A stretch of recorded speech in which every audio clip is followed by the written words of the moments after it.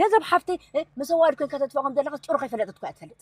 سمع እንዳሓትነይ ማዕረ እሞኹም ርአን ዓይነት ለሊኒ እንድሪ ዳሓርካ እኮ ሓትነይ ኣብዚ ሎሚ ግዜ እዚ ክምርኦ ተሓሲብካስ ገንዘብ ከይውፃኻ እኮ እዩ ዘይኮን ኮይኑ እሞ ብድኾን ደይኮን እንዲኻ ትንስንሶ ወላ ሰላም ዝበለትካ ጓልኳ ኢኻ ገንዘብ ትባ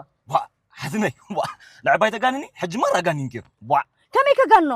ሰሚዕኻ ለኻ ጓልን ፍሽኽታን ተዓድላትና ሰላም ዝበለትካ ፍሽኽን ዝበለትካ እንድሕር ተጥፋኣላ ኾንካ ኩሉ ሓደ እሞቶም ዝነገሩ ኣጋጊዮም ክለው ልክዕ ኣነ ጓል ፎቴ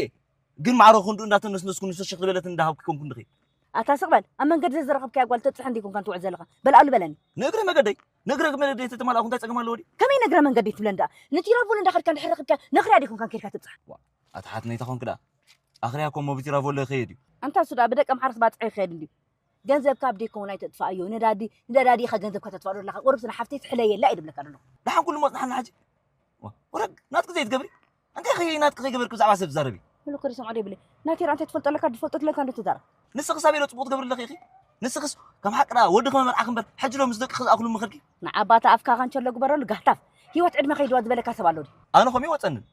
ግን ተኸፍአ እስኺ ምርኣስ ማማ ኢኺ ማማ ከዓ ክንደይ ጌራ ከም ዘላ ኣፀቢቐ ፈልጥ ኣነ ሳ ቆልዓ ኢኻ ብዙሕ ዶ ትፈልጦ ታሪክ ኣሎ ኣብ መንጎና ኣብ መንጎ ዲኻ ክንደይ ዕድመ ፍልሊ ከም ዘለና ትፈልጥ ዲኻ ኣነ ከም ዝመስለኒ ናይ 3 ወይ 4 ዓመት ይኹን ትፈላለያ ሓቂ ዶ ከም ትሕቆቕ በል ክትፈልጥ ናይ 20 ዓመት ፍልሊ ዘለና ውይ ዘይከውን ዘየለ